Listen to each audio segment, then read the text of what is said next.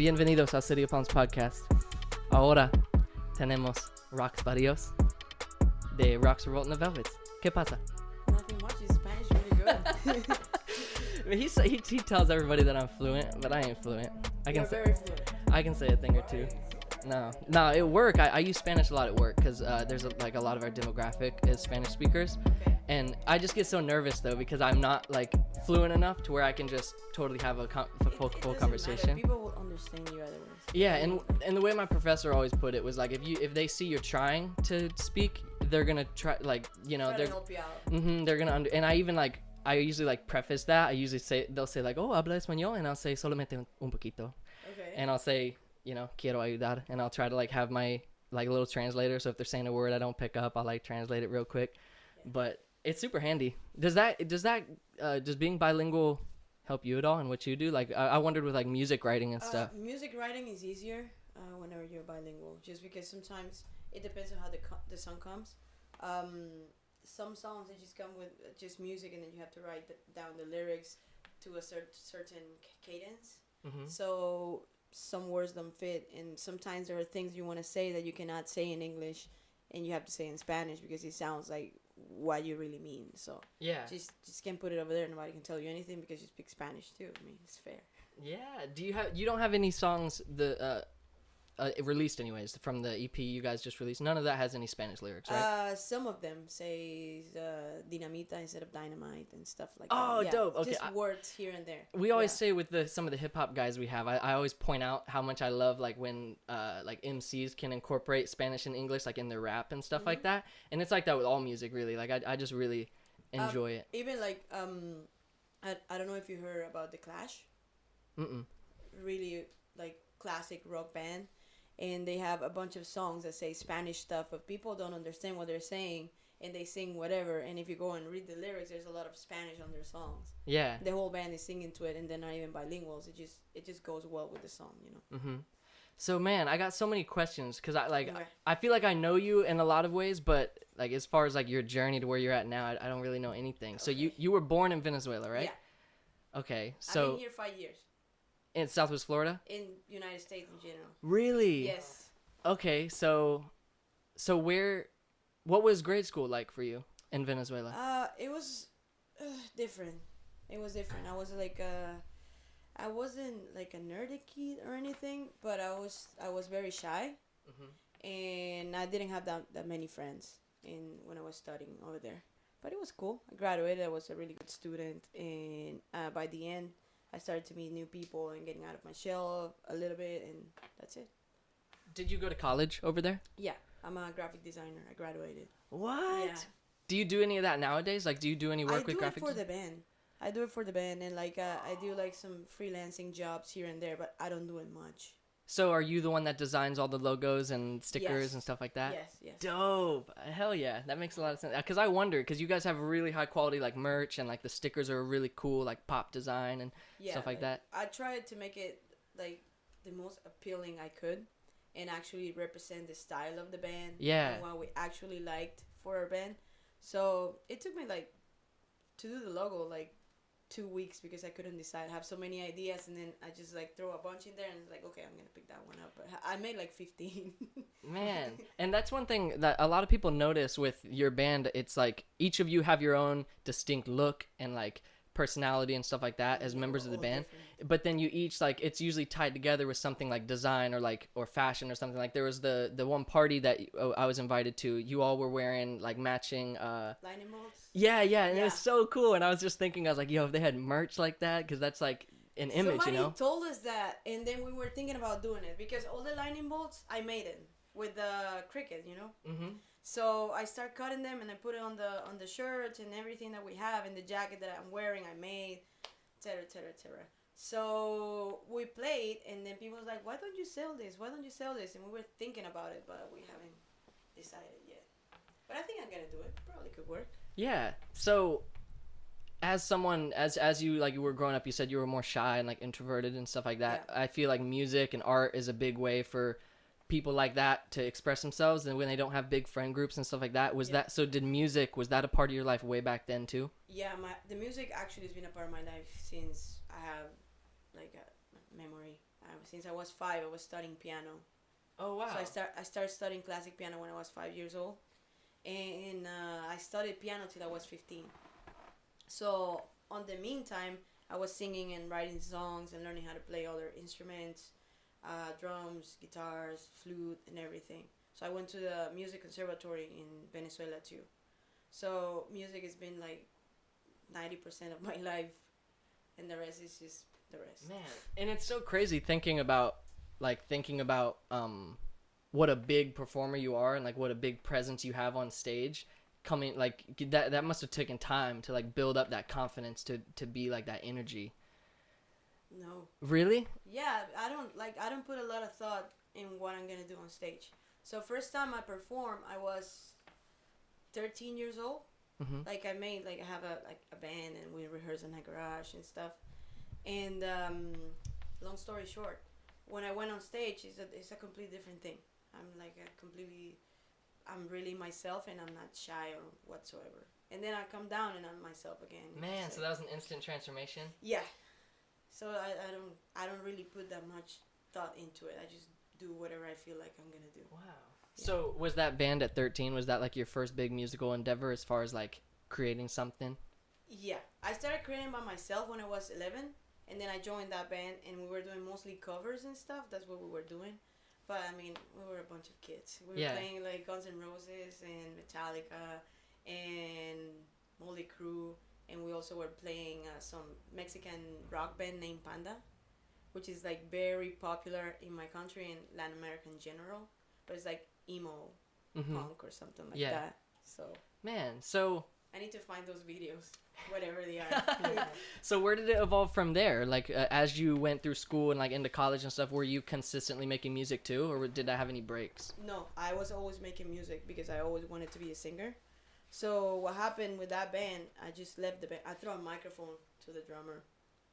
It was so annoying. Oh, sorry.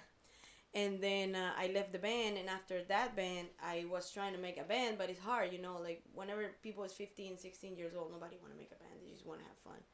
And I have all this music that I've written by myself, so I decided to go to a studio by myself and record with a guitar, record a song that I made. And then that was my first actual studio experience when I was 15. Oh, wow. Yeah. And then that song probably there in my computer somewhere. And then when I was 17, I think, I auditioned for a Guns N' Roses tribute band while I was still looking for a band for musicians to make original music. Mm-hmm. So when that happened, they say yes, and I started doing the tribute band with Guns N' Roses. So a lot of people started knowing me from playing somewhere in Venezuela, some places, sorry. And then at the college, the song that I recorded when I was 15, my cousin leaked it. Like, he just sent it to a bunch of people at the college, and everybody's like, hey, you're a great singer. Why don't you play with me? It's like, how do you know? Oh, because I heard this. And everybody had the fucking song on the telephone. What? Yeah. And then that's how I found my band over there with a leaked song by my cousin. Dang, okay. Yeah. I was so embarrassed at the beginning, but it turned out good. And then that band over there, we worked together for like 3 years. We released music videos. We recorded original music. We were doing pretty good. Wow. So was that, what kind of style music was that? Was it some cover stuff and mostly your original music that you were writing? The original band, it was original music. We just made 2 or 3 covers in the set. Sometimes we switch it up, like the band I have over here. Yeah. Awesome. Okay. So was there a time... did you watch performances a lot back then? Like as a kid, were you like going to performances and watching like shows of other bands and stuff like that? Yeah. Like, are you talking about like people I really like? Like the music scene, like whether it's like a famous band you go and buy tickets for, or just like local people. Were you out and about? In Venezuela, there wasn't a big music scene. There's like 5 very popular rock bands. That's all there is, and they are not my style of rock per se, but. I saw them and I grew up watching a few videos here and there, but I was really into English music mostly. Mm-hmm. Like I liked The Doors, Rolling Stones, Beatles. Hole was like my biggest influence, Courtney Love. So that was basically what I was watching all the time. The Steelers, I don't know if you know the Steelers. Yeah, I think I've heard. Yeah, so yeah, I didn't watch that many Venezuelan rock. I didn't like it much. Okay. Man, so You said for 3 years that band lasted, so from 15 to 18, your age? No, 18 till I moved here. 19 till I moved here. Oh, really? Yeah. Okay, so was moving here a result of that band kind of like not working out, or was it didn't work out because you moved here? No, we actually, like, the situation in my country is very, very bad. So, the government was making everything hard for everybody, and we couldn't even go outside and play without being scared of us being robbed and take our instruments. Or you cannot go in a club over there and not wondering if somebody's gonna come in and like jump you and rob you or whatever. Wow. So I kind of was thinking about what I wanted to do, and there wasn't a possible good outcome over there for me. Like, I wanted to have a career in music, and over there there's no money. There's not enough money for arts or for music or for anything. You have to find your own way outside, whatever in the world you want to go. Okay. So all the musicians are everywhere now. So were you excited to come here, like in as far as like the music aspect went? Yeah, I was excited. Like, I always had like huge dreams since I was a kid. So coming here, I think it was gonna place me closer to all these people I saw on TV. All my idols and stuff. You have all these fantasies, but you try to make it work, and then you go to reality, and it's hard, but still doable. I'm still excited about being here because the opportunities are huge. Yeah, yeah. So was Florida your first? That's where you came to first? Yeah, was Florida? I have a cousin in here, and he helped me out moving and everything. So. Nice. So what was your first reaction to seeing the scene around here compared to? It sounds like there wasn't much of a scene down there. Yeah. Like, so this area, what was your initial reaction? I started going, like, when I started seeing what was happening in here, it was me going to open microphones and finding out there was a lot of people that was trying to find musicians to play with, blah blah blah blah. So I started actually seeing bands when I started playing. I haven't seen any band before that. Oh. So I just went to open microphones and start meeting people, and then through that I met somebody, I don't remember, and then I ended up doing a talent show. And at the talent show I saw Angela, I saw Frankie, and I was like blown away by all the talent that was around here. Especially like you see girls doing that, it's like a completely different thing. Yeah, I bet. Yeah. Man. So, and then I think I read Dan was the first person that you met as far as forming your current band. Dan was the first link you made in this. Dan was the first bassist I ever played here. No, the second one. But he was like the first real bassist I've ever played here. Like, forming a band was with him. Okay. So at open mics, were you just doing your own singer-songwriter stuff, your own original music? Yeah. And then how'd you meet him? Was he performing, or was he just at an open mic and heard you? I don't know if you know Joe Fernandez. Mm-mm. Well, I was doing open microphones, and then I was going to this place called Live Art, where you jam with other musicians. Over there in Live Art, I met Joe Fernandez, and I met a guy that has a studio. Mm-hmm. That's another story. But when I met Joe Fernandez, we started talking about doing some kind of like a band with covers from 70s or 80s rock, and start doing original music after that. So we got together, and then he went to Guitar Center. We didn't have a bass player. He went to Guitar Center, and he found Dan playing bass. He invited him to the rehearsal, and then at the end, Joe was too busy, and then it was just me and Dan. And the other musicians were out of the band too. Oh. And then I started looking for other musicians, and that's how we formed the band. Okay. How long did it take then to find find the other two? Yeah. A long time. Like, Dan and I were in and out for like 2 years, trying to find the right people, because we tried different people and it didn't work until we found Jacob. And by that time, I already had worked my solo music with Wes in the drums. So Wes was recording my drums on my solo music, and then I got Wes together with Dan, and then I brought Jacob in. And then Wes had to go for other reasons, and then we found Jordan at Guitar Center too. So, man. Yeah. And now it's all together. So what was finally, how was it a very natural experience collaborating with all of them and performing for the first time and writing music together for the first time? Was it very natural, or was it kind of hard to adjust? It wasn't natural at all, just because we're all so different. Mm-hmm. I mean, it was good chemistry. We all clicked, but it wasn't natural to write with them or to create anything with them, just because all of us we like completely different stuff.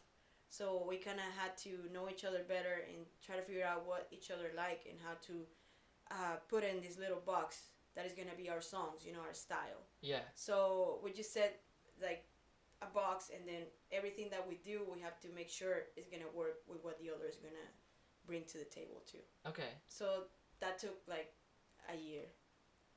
No, less than a year. We've been together for a year and a little bit more. So it took like 7 months. Dang, yeah, because I was going to say, 2019 is when y'all started performing as Roxx Revolt and the Velvets, right? 2018. October 2018. Okay, because I remember, I think the first time I heard that the name of the band was Roxx Revolt. On a lineup, I think it was with Cobras. I can't remember, but I remember hearing, and I thought that y'all were like, because I was still new into the music scene. Yeah. I didn't know like anyone, so I was still learning about these venues and people and whatever. The Love Your Rebellion show, right? I think so. That was our first show, yeah. Yeah, because I heard, and I thought y'all were like a touring band, because I heard Frankie posting about it, and she's like, so stoked to be performing with you guys and blah, blah, blah. So I thought you guys were a touring band, and then I kept hearing the name. I kept hearing the name over and over, and from different people that I knew, it would be like, oh, have you seen them perform? Have you seen them perform? Have you seen, and like, was it, from the get-go, was it a pretty, like, what's the word? Like, did you feel welcome? Like, that people understood your style right away? Like, the first time, actually, I was lying. We played at the talent show where we met Frankie. And then after that, we got invited to the Love Your Rebellion show. And that was actually our first show because, a talent show is not the same as playing like a real gig. Yeah. So, yeah, people was really nice to us. And I didn't know anyone. And I wanted to meet everybody, because it's like cool faces. And I live in Naples, and you know how Naples is. Yeah. So I didn't see many musicians. I didn't see any interesting people over there. Mm-hmm. So I'm like at the first show, and I don't know anyone. And I was just like, okay, I'm going to perform. I was nervous. And I just performed. And then I started meeting all these people. And I seen all these bands. And like, wow, there's a lot in here. Yeah. And everybody's so different from the other one, which is great. Mm-hmm. And I think aside from, because like I said earlier, like if the listener, if you haven't seen them perform, you understand. If you've seen them perform, you understand what I'm talking about. But like you guys have that energy that's like immediately appealing to people who are just like randoms in the bar, like at Rock the Communities the other weekend. Random people just coming all the way up to the front because of this like stage presence that you have and the music the energy that y'all's music have. But aside from that, I think one of the most endearing qualities is the fact that you are like meeting people, and after the set you are like giving people hugs and like, hey, thank you, and like talking to people, and then you're watching and you're in the front row of the other people's bands, you're jamming to Cobras, and you're like listening to everyone else and enjoying it just like the crowd is. And like the fact that like it's like humanizing almost, like seeing you on stage as this big rock star persona. Some people just kind of like take that to their head, I guess, and they just like walk off stage and like, okay, my set's done, like get out of here, you know what I mean? But you stick around and you're with everyone the whole time, and I think that's another endearing quality that you guys have. I really enjoy music, and like there's a lot to see around here, and like that I say thank you to people and all of that is because like anytime we perform, if we are performing to an audience that is not engaging with us, if the audience don't put the 50% of the effort into it, our set's gonna suck too, Mm-hmm. So like I'm grateful that the people is there watching and enjoying us, and like and just like singing or screaming or jumping with us. I mean, that's something to be grateful for. Mm-hmm. And I appreciate any time that people come in and it's like, hey, great show, thank you for doing this or whatever. I mean, there's a lot of work into like going on the stage and singing or playing an instrument, and getting people to tell you like they like what you did, I mean, is important. So yeah. I really, really appreciate it. It's like a motivation for us. So. And I imagine when you're on stage, like you are feeding, just like you're feeding the crowd, they're feeding you back. So is performing like I don't really know how like what the normal like recording setup is for bands and whatever, but you're not performing to anyone whenever you're recording, right? Yeah. So is it sometimes harder to like draw out that energy? Because I imagine if there's like, even if it's only a crowd of 10 people in front of you, like at Rackham's or something, if all 10 of those people were like jumping up and down and like singing and stuff, those 10 people are like doing what a crowd of 100 could never do, even if it's 100 people just standing there. It feeds you, mm-hmm. And then you still have this energy. It doesn't drain you, so it's good. When you're recording, it's hard just because you're there with them, you cannot even touch the microphone, and like you can barely move because everything is super sensitive. Oh yeah. It will pick up everything that you do. Mm-hmm. So it's hard, and but like after a while, you cannot get the tricks of it. Yeah. It's like for me, I turn off the lights, and I get in a cabin where nobody can see me, and I perform in there, but I just try not to touch anything. Or if the person knows me, they kind of set the mic in a way that is not gonna pick anything up of what I'm doing when I move, you know. Okay. So you just have to get into the tricks. Like I drink a little bit of rum and try to not to think that I'm there by myself. I think that I'm in a show or something like that. But it's very weird. Man, I bet. So do you much prefer performing then? Mhm. As far as singing? Mhm. I love the production of recording. Mm-hmm. But I hate to record my vocals. Like it's weird. It's kind of, I don't know. It's a weird feeling. Is it weird, like, listening to it back, too? Like, listening to your own singing? I hate to listen to my voice after I record it. I wonder why humans are like that, you know what I mean? It's weird. You probably do, too, right? Yeah. It's like you don't want to listen to yourself. It's kind of, I don't know. It's weird. Mm-hmm. And you just fixate on, like, with me editing my voice for hours and hours, I notice every like that I say and every and every like. And I remember when I started doing YouTube videos, I was talking to someone about this the other day, but I was like, I would try to do vlogs when I lived in Pennsylvania. Yeah. And it's such a weird thing to, like, I was in a car by myself just with my camera. Okay. And I was like, okay, I have to, like, start this vlog and, like, film myself. How people does it. The way I got over it, because it's such a weird feeling for it to be, like, dead silent, and then the only noise is me talking to no one. The way I did it was I pretended I was talking to Danny, because he was like, we're both skateboarders, so I would, like, doing a skateboarding vlog, and I'd be telling him, like, I'm about to go skate here, we're gonna, like, go drive down here, and blah blah blah, and like that's kind of how I got over it. But it's still like, there's no getting over it. It's such a weird feeling. It's weird, and then I'm gonna rip this apart whenever it comes out, listen to everything I say. Because it's not just that, you have a thick accent too. So I just like, that's not correct. Why did I say this like that? Blah, blah, blah, blah. And I keep doing that, you know. I think every human is like that. Yeah. Mm-hmm. It's funny, at the party, the VIP party thing that you guys threw with Cobras, it was so funny to hear you on the mic, like, you said something, you were saying, giving like a message, and then you're like, I don't know who understood me, but whatever. I just put it out there, you know. And sometimes I just make Dan talk. Mm-hmm. Because his main language is English, so he knows what I want to say, but sometimes I cannot put it out right, and he's just like, okay, he's gonna talk for me. That's good. You need to see them perform, dude. It's so awesome. Yeah, I want to. It sounds like, and like seeing each of you, it was so weird. There was one time we were gonna go see you at Nice Guys. Mm-hmm. This was like right after I like heard about you guys, and you guys were performing a set at Nice Guys, and the same night was a hip hop show at Palace across the street. Okay. And I was originally going to hang out at Nice Guys all night, but then we heard about the show at Palace as we were walking by, and we were like, oh, maybe we could catch this dude's set and then like just cross the street, you know, like see all the sets. But I screwed it up because I thought our friend Lutz was performing at a certain time at Palace. Great. I love Lutz. He's so cool, and he's the best. Yeah, and we'd never seen him perform, so I was like, we love hip hop, we love Lutz. Here he is, like, and like all of our friends from the podcast were there, so we were hanging out, and I was planning on. I was like texting someone who was at Nice Guys, like making sure like the sets I get over there in time, and then it ended up when I texted them, they're like, they just got done. Now such and such is going on, and I was like, shit. And I texted December, and I was like, dang it, like I miss him. And then she's like, it's not like Roxx is going anywhere. You'll see him eventually. And I don't remember when was the first time that I saw you, but no, it was a time. Do you have a standout performance that y'all have done? One that stands out to you is like that was such an awesome. Last one was really good. Yeah, Rock the Communities. Even though I was sick, it was really, really, really good. I felt really good after jumping on stage. And I love that one. Which one I love a lot? The Halloween one, How. Oh my gosh, those were great photos too. Those were amazing photos. That was a really, really good show. Also because, like, when you have a costume on, you feel way more invincible. Yeah, and with your makeup too. Like, I didn't even know it was you when I first saw you. I was like, who is that crazy jester lady? I look crazy. And I don't know, it was actually better. Yeah. You're like, you have a cover in your face now, and then it makes you like an incognito personal, you know? Yeah. So, it's cool. Man, yeah, for anyone who doesn't know, Rock the Communities was last weekend in Cape Coral, and they do two a month, one in St. Pete, which is this weekend, and then they do one in Cape Coral, like the other Saturday of the month or whatever.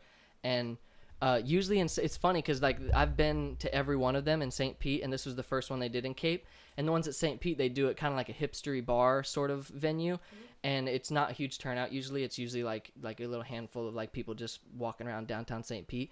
But the team of people that put that together were so blown away with the turnout at the Cape Coral one, and we knew because like it was Rackham's. We know like we have more access to performers here, so December was able to book people like you and people like Valiant and like people who everyone around this area already know and love. So it drew out such a bigger crowd, and it was like people were blown away. Valiant ended the night, and they performed. It was past 2 a.m. when they were performing, and there was still a crowd of like at least 10 people, and they were all like jumping and dancing and this, and I was like, yo, it's over. It's like later than 2 a.m. right now, and these people are still like getting into this, and it was just such like a cool environment around. Yeah, people were like very into it, so that's really cool. All right, before we go any further, I'm going to take a quick break, and we'll run an ad by you, and then we'll be back for the second half. So enjoy the ads.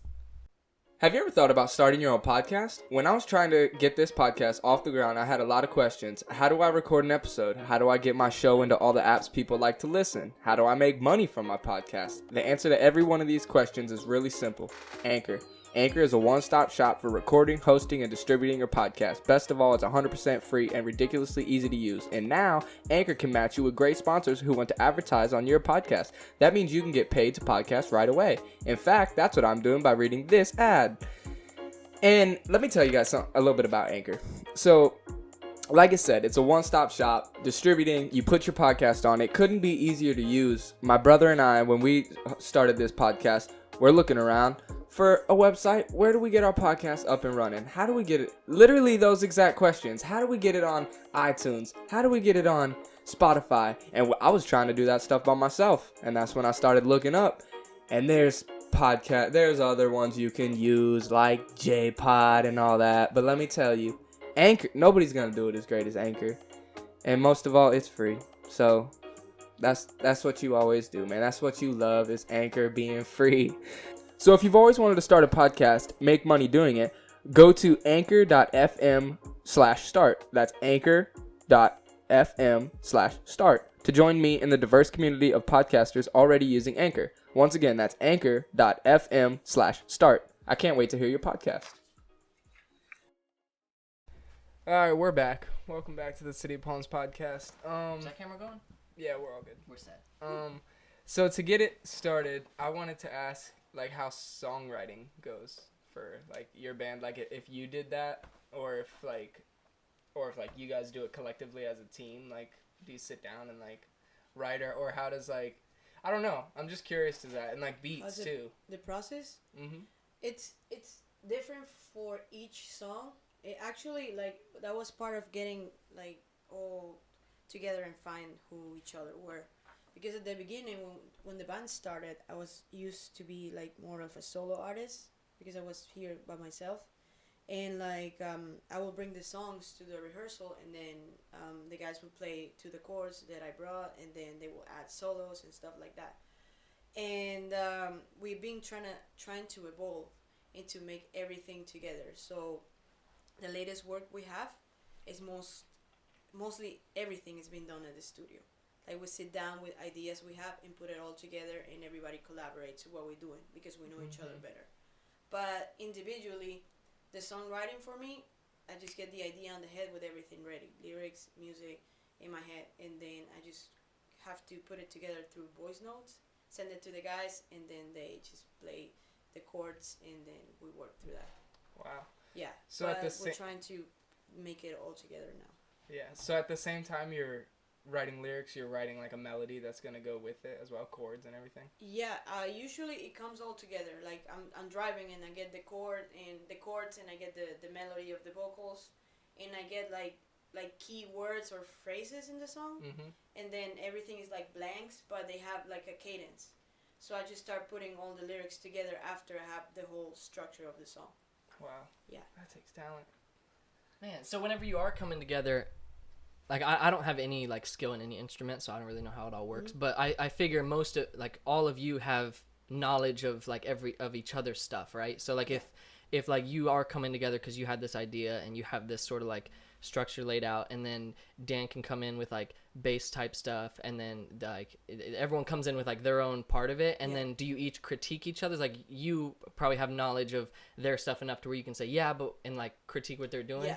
That's kind of how it goes. We criticize a lot of what we do.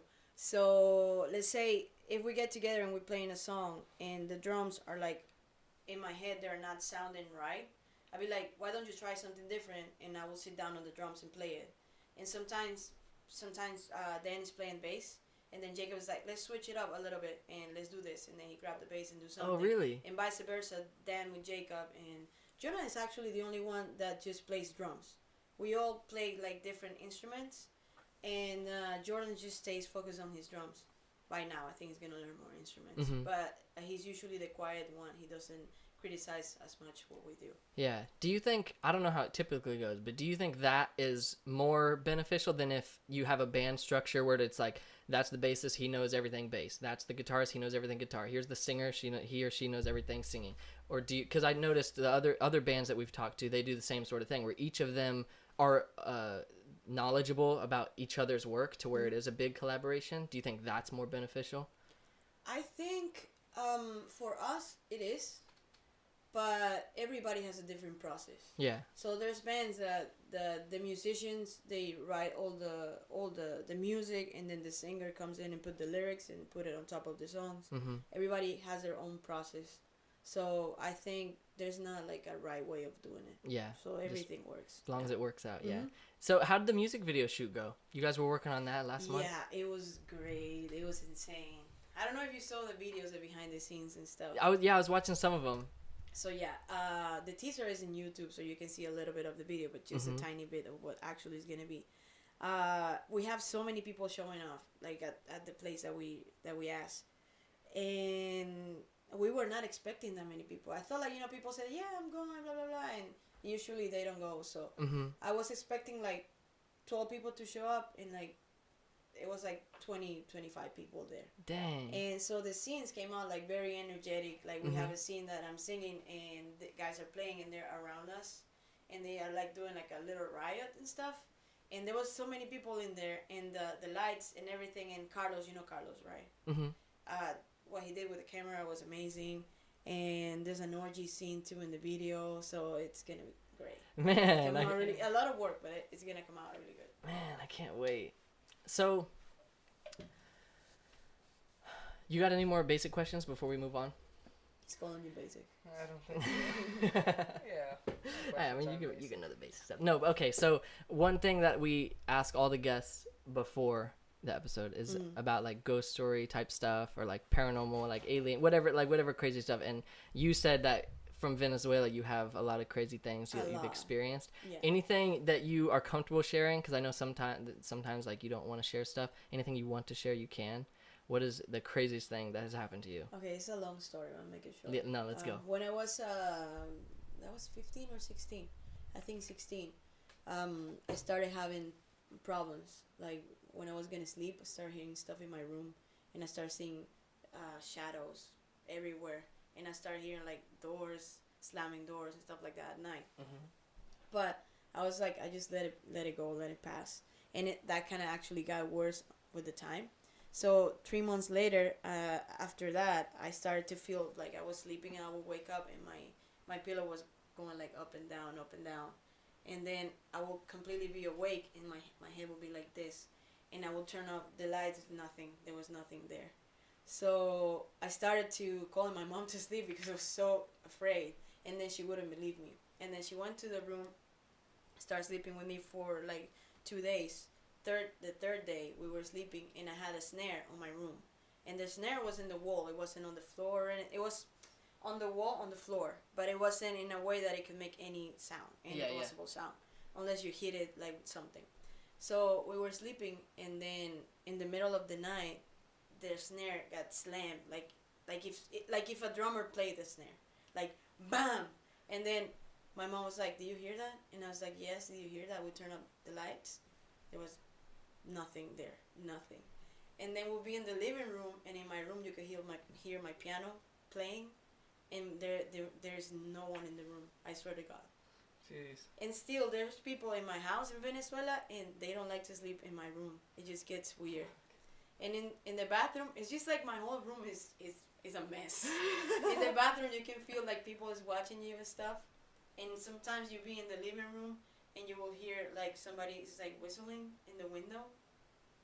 Oh my god. Yeah, boy. it's terrible. And all the lights are always like going off. Like you buy a new light, 3 months later it's off. 2 months later it's off, or it's flickering all the time. What? So my room is totally like terrible. Like when I was this time I was 16 too. That lasted for like 3 years or something like that, and then it stopped, and then it will come back for months, and it will come and go. But I got like used to it, I think. So, but this time I was 16, I think. I will like wake up and get ready for going to school, because I heard my mom like calling me to my, like in my ears, like, hey, wake up, you gotta go to school. And I get ready, and then when I go out and like, hey, I'm ready, everything is off. And then I will look at my clock, and it will be like 3 in the morning. What? And then I started doing some investigations about it, and that's like supposed to be the devil's. Yeah, hours. 3 a.m. Yeah, Yeah, I've heard it's that. like, it's like totally bad in my room. It's just my room. My house is fine. It's my room. So did you ever, was it always like a feeling and like an auditory thing, or did you ever see anything crazy going on? Shadows. And my mom, when she was sleeping there, she woke up and she said she saw like an old lady standing next to the bed. I swear I'm not kidding. This really happened. It's my mom. She wouldn't lie to me like that. Yeah. But yeah, I saw shadows, and the pillow moving, and I will feel people like laying on the bed next to me and stuff like that. Weird stuff. Dang. So Yeah. do you have an explanation in your mind for it, or is it just totally unexplained? No, Like, I do you don't think it's have more of a ghost type thing? Yeah, or? I don't have an explanation for it. I mean, how? Yeah. Yeah. And it's crazy how I believe similar. in that now. I mean, I didn't believe in that before. Mhm. After that, I was just like, yeah, things exist. Mm-hmm. It's so crazy how similar that story is to other stories that we've heard. Like the whole like feeling like someone's sitting on your bed, and like 3 a.m. like things happening at 3 a.m. and seeing the shadow people and stuff like that, like from sleep paralysis or whatever. It's crazy. One more thing I wanted to ask you, because I always say like to him before you got here, I even said like you're usually like the best dressed one in the room. And where do you go? Like, where do you make a lot of your clothes, or do you like thrift? Or I do thrift. If I see something online that I like, if I have the money, I buy it. I don't really go anywhere specifically. It's just like I see something that might work. Sometimes it's ugly clothing, and then you see it, and it's like this is gonna look good with this and that I have in my house. I buy it. Yeah, and I get that vibe. It doesn't seem like you're like, because with a lot of like other well-dressed people, it's more like, oh, they went out to like Gucci and like bought a whole bunch of dope stuff. I hate shopping. Yeah, and like it doesn't see, you don't have that like designer fashion type look. You have more of that just like dope rock star like. Yeah, if I like something, I buy it. People ask me like where I buy my clothing, and I'm just like, this cost me like $3, and it's like $4, and then I have something like a pair of shoes that will cost me $500, but I like shoes a lot. And I can have another one that costs me $3 on a thrift shop. You know, it's just like if I see something that I like, I get it. Doesn't matter what or how it is. Man, I want to care about my outfits a little bit more. Like I watched Queer Eye, you know that show? Yeah. I watched that show. The new one or the old one? The new one. The old one is better. Is it? Yeah. I think I have seen parts of the old one, but I haven't watched it. It's funny. Is it on Netflix? I don't know. Because I watched the one they have on Netflix, and like hearing what sorts of things that they say about fashion and stuff, it's like it really doesn't take a whole lot to like care about the way you look and like to put together an outfit. It's not like some people think that you got to buy all this clothes and spend all this money, and it's like if you just like kind of piece things together in your own way, then it can be like, you know, you it's picked out a whole your outfit. personality. You have to put your personality out there. So For sure. Okay. You have anything else you want to touch on? No, not really. Do you still do independent music? I have a lot of solo music. I have some songs that are unreleased, and I'm thinking about doing it. But I think I'm gonna do it under a different name, because now Roxx Revolt and the Velvets, I cannot do Roxx Revolt by myself. It's gonna be confusing. Yeah. But I'm thinking about it. I don't know yet. I have to talk to the guys. The guys are like, they don't want me to do my solo music right now. So I have to decide. But I have so many songs that are not gonna be used in the band, and I don't want to like throw them away. Yeah. Yeah, my style is a little more. I have like a very pop approach to rock. So I really like bands like the Kings, and I really like the mellow songs of the Beatles, and I like to write music that could be too mellow for Roxx Revolt and the Velvets. So those are there, and I feel like I need to release those. Yeah, definitely. But I don't know when. Man, do you have in this area from your experience here? What are like your 3 favorite venues of places that you perform at, or just go out to, not even necessarily performing? I really like Rockham's. I like this area. I like Fort Myers and Cape Coral. Because Naples, I like South Street a lot too. Yeah, South Street's dope. Yeah, and I really like Howells. Mm-hmm. Yeah. Yeah, and that's not leaving out other venues. They're all dope. No, they're great. They're great, but I get the feeling that, you know, the venues kind of, your personality will prefer some things than others. And those 3 venues, like anytime I'm at Rockham's, I really vibe with the place. It's like very raw. Yeah, yeah. And the people's in there just to have fun, and then you feel that vibe. When you go to Howell, it's the same thing. Like it's very raw, but in a little more elaborated way, if that makes any sense. Yeah. I just like the whole place in general. And I like the people in there, and I know everybody in there, so I just feel like more welcoming. And then you have South Street in Naples, and they do like everything they can to put like the best lights and the best sound, and have a sound guy that is great too, and they take really good care of the bands, and then you feel like this is a real show, you know what I mean? It helps out a lot in whatever you're performing. I've heard the same with Rackham. People say that about that. It feels like you're the star of a show because of the way they have the lights. And, and Howell, too. Howell has a lot of cool stuff that they do with their stage and setup and whatnot. But, and I noticed that, too, with me. Like, this isn't to bash Kava culture, but when I started, like, putting my art out there and, like, vending art and stuff like that, I would set up at Kava culture in Bonita, which is like a... That's when I started doing my open microphones.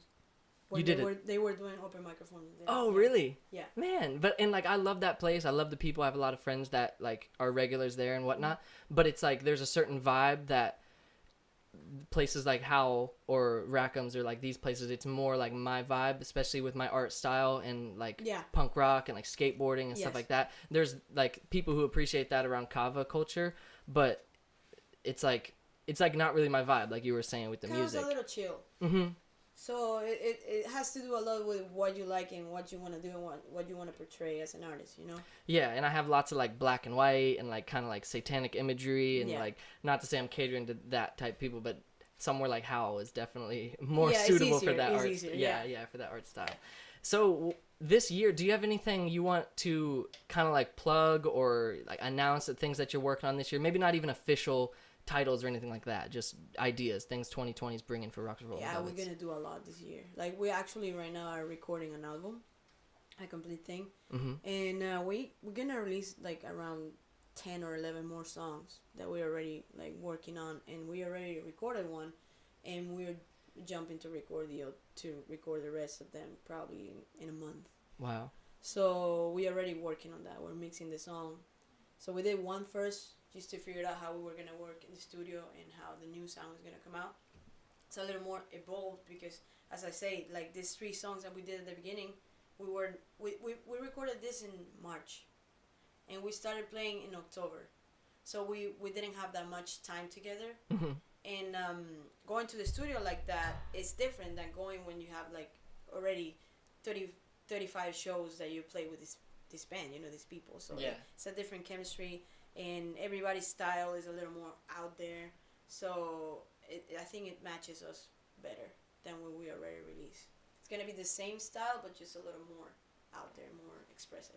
Awesome. And do you have plans of making videos for any of those songs? Yes. By this year, like we should have 3 or 2 videos out. Besides King Revolt that's gonna come out, like in no time. Sweet. I love the EP that y'all just dropped too. Like I've been listening to King Revolt for like since it dropped, but all 3 of those songs, I've heard them live so many times that like I've already listened to it, but hearing it like on my Spotify is so dope. It's different, yeah. Like when you go to the studio, you have all these tools that you can use. Like King Revolt have some violins on it. Most of the people don't notice, but they're way back there, and you cannot do that live unless you have like a huge band. You know? Yeah. So put in the production. That's actually what I love the most about making music is the production. The production of the song makes a whole difference. when you play it live, you have the energy that you don't have in the studio, so it kind of gives it a twist. But when people listen to the song that is produced and stuff, it's to me it's a different thing. You hear more flavors and more colors and everything. It just makes more sense. But when you go and see it live, it's a different twist to it. You have the energy of it, and when these two things like click together, that's how a good song is made. Yeah. Yeah. So if you could describe the Southwest Florida music and art scene around here in one word from your experience so far, what would that word be? Eclectic. Yeah? Yeah. That's a good word. Dope. All right. Well, if you don't have anything else you want to get into, Danny, we could wrap it up. We could have her plug whatever she wants to plug. Yeah. All right, you can look at this camera and any like social media you want the people to look out for or websites or anything like that. Okay, everything on the Roxx Revolt and the Velvets. Instagram, Facebook, YouTube, Roxx Revolt and the Velvets. Video will be out soon, and we're going to be making more music and releasing more videos and posting funny bloopers and stuff like that, so check it out. And then make sure to see them live, because everyone talks about I'm better live than I'm at interviews. And they've got dope merch. I've got an example of their shirt right here, but you always set up merch at the shows and all that. We're like actually making more and more merch, different things, Man, I can't wait. It's gonna be to have variety. 2020 is gonna be such a good year for everybody. And where can they find us at, Danny? All right, you can find us at City of Palms Podcast on Instagram, Facebook, YouTube, and wherever you listen to podcasts. We got new podcast episodes coming up every Monday on YouTube as well, if you want to watch it. Subscribe, check us out. Are you getting a video up there anytime soon? Yes, I'm getting videos out sometimes. We're trying to do more content, like video content aside from the podcast on our channel, and Danny's trying to do more vlog style stuff. We're trying to do the freestyle videos with the hip hop guys. And I gotta all of get that. out there. I gotta get out in the streets and record.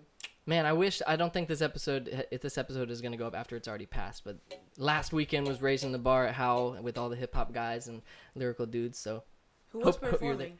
It's Ronan. I love Ronan. Ideal Minded, Lutz. Ronan and Lutz are like my favorites. And then I saw this guy. Is this guy from here? The one that you posted the video? One way? With One way? on the City of Palms. You posted the video on your Facebook. The guy. Oh, like, Jay Saint. Yes, he is that from around guy here. Is great. Yeah, I want to check him out. Yeah, he's so underrated. He's gonna be on the lineup too. So the lineup is gonna be Ronan, and then Jay Saint, and then Ideal Minded, and then Lutz, and then Casey Parks, and then Sling, and then X and VIX. When? It's gonna be the 17th of January. This Friday. Yeah. I want to go. It's gonna be dope. It's gonna be so much fun. I before you got here, I was just working on like some little flyers for it, so I'll be posting that up. But if you're watching this on YouTube or whatever, it already happened. So look forward to the next hip hop show at Howl. All right, I think we pretty much said everything we gotta say. Thank you so much for coming. This was so much fun. Yes, thank you. Here's to a great year. 2020 is gonna be dope. We keep saying that, but it's the truth. So It's the truth. hit him with that outro, Sorn.